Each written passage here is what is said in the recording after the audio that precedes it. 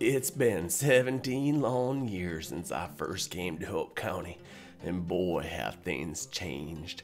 My love-hate relationship with Far Cry New Dawn begins now.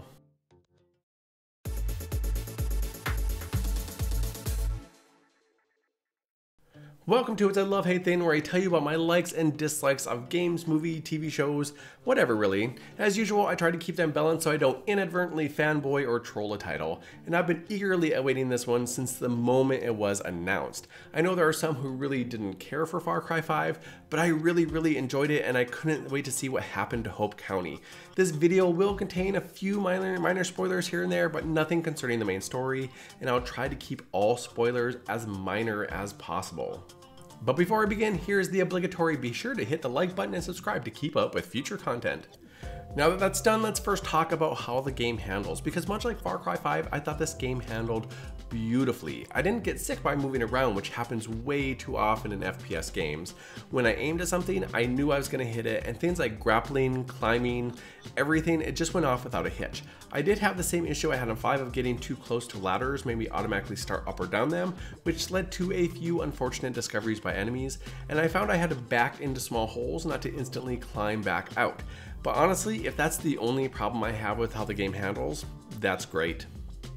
Next, let's take a look at the graphics, because much like Far Cry 5, this game is stunning, and I really like the different view of a post-apocalyptic world. I also had a hard time believing that even 200 years after the bombs dropped, that the world would still be a burned out shell like in other games. So seeing the world come back to life so vividly after only 17 years was fantastic. The colors, the sounds, they all blended so well together and really created a new sense of life.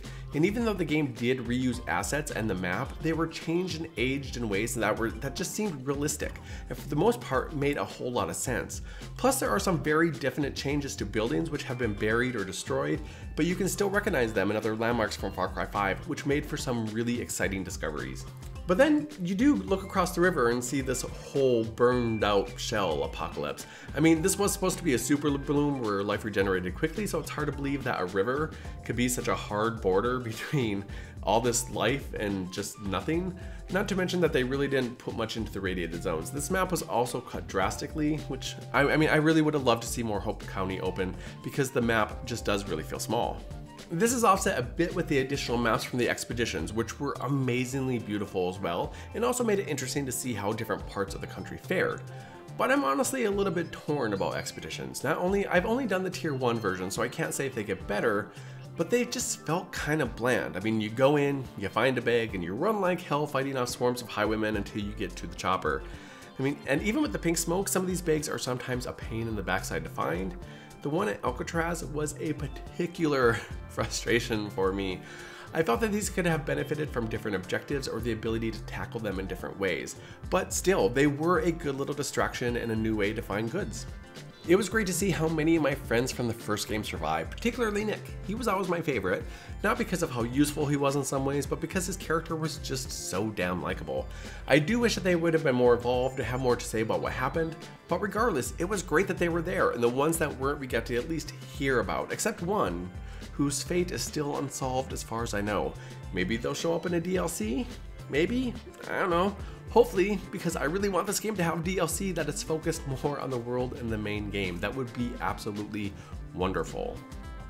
As antagonists go, the twins Lou and Mickey were great. What we saw of them anyway.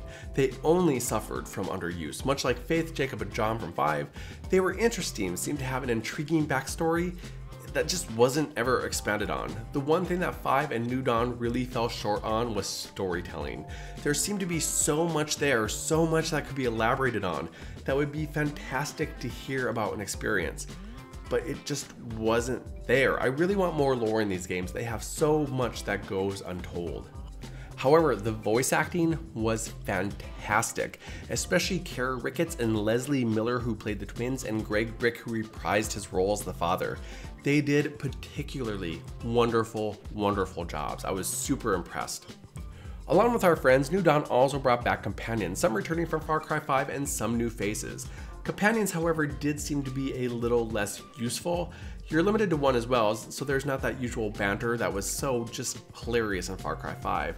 I tried to use each one of them to get a sort of feel of what they could do, and I found Nana seemed to be the best to get things done fast, but fast was also the speed she got really annoying. I found myself running with the judge most often, mostly because he was nice and quiet, but mainly for the perk of him being both a stealth-based companion and also because wild animals don't attack you while you're with him. His AI, however, did seem the most broken, as there was times he would just do nothing or run away or jump in a car and drive off. I lost him completely once because he jumped into a car and drove halfway across the map, and then just stopped and idled in his car until I made it to him. But then he drove off again. Thankfully, his car got stuck between two buildings somehow and he had to get out, and that's how I got him back. I don't know what was going on with that. There are a lot fewer perks this time around, but they do unlock really easy, and some are upgradable, which was a nice thing. You're also able to unlock some of the handier perks, like carrying more weapons and ammo quickly, which is a huge plus. You still need to plan ahead so you don't get stuck, but if you don't unlock something important early on, it's really not going to take that much effort to unlock it later. The Eden's Gift perks you get access to while following the main story were also a really nice surprise that came in particularly handy more often than not.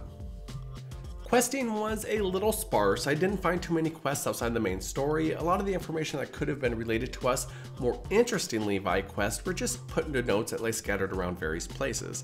Prepper stashes were also not as complex, and they took very little effort, if any, to open. However, if you're able to track them down, not only did they contain resources and perk points, but they also contained stashes of currency to use on the cash shop.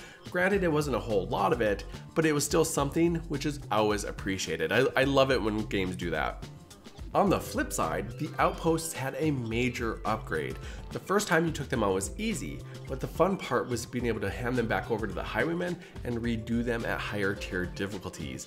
I loved this, and as someone who loves to take things out with pure stealth, they were damn near impossible to completely stealth at tier 3. It made for some really fun challenges. Not to mention, since I could redo them multiple times, I could stealth it once and go in guns blazing the next. You know, shake things up a little. Combat was definitely upgraded from 5, not only aesthetically with the addition of elements like damage numbers, but also with a little more difficulty. The enemies themselves were not very smart, and again, they all look the same, but they seem to hunt you for longer and search further out when they hit you, and they hit you harder, especially with the elite highwaymen who seem to have quite the range on them. The one thing I did find a little odd were the strength of the animals compared to the people. Animals are a real threat in New Dawn, and that made the judge all the more useful. I don't know how many times I was just walking around by myself through the wilderness, and then all of a sudden I get attacked by a pack of boars, and I'm dead. Just dead. The one thing I think is the biggest and best improvement in Far Cry New Dawn over Far Cry 5 was that it didn't force you into encounters. You're able to take out highwaymen, rescue NPCs, take over the outposts, all that stuff without being forced into story quests that render the game sterile after completing. My biggest beef with 5 was how safe the world became after the story quests and just how easy those story quests were to trigger. Overall, this game is quite fun and well worth the money I spent on it, and I'm looking forward to the DLC, especially if it stays in the same world and continues the story of Hope County, because like I said, the story was the only thing that I felt was really lacking. It also makes me look forward to Far Cry 6 if and when we ever get it, and I mean, come on, we pretty much almost can guarantee that we're going to get Far Cry 6 at some point. All I can say is take your time with it, enjoy the journey, and be sure to stop and just take a look around now and then because it's quite a feast for the eyes. But that's all I have for Far Cry New Dawn. I really hope you play it, and I really hope you give it a chance because yeah, it's a really great experience. But thank you for watching, and remember to hit that subscribe button for more videos. If you want to follow me on social media, everything is linked below. And as per the usual, it's been a hoot. Until next time, have fun.